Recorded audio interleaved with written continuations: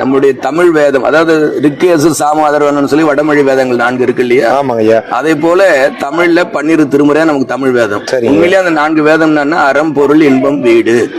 சரிங்களா? அதுதான் உண்மை. அதனால அந்த அறம், பொருள், இன்பம், வீடு தரக்கூடியது நம்முடைய 12 திருமுறைகள். முதல் 3 திருமுறைகள் ஞானசம்பந்தர் பாடினது, அதற்கு திருக்கடை காப்புன்னு பேரு. 4, 5, 6 திருமுறைக்கு தேவாரன் பேரு, திருநாவுக்கரசர் பாடினது.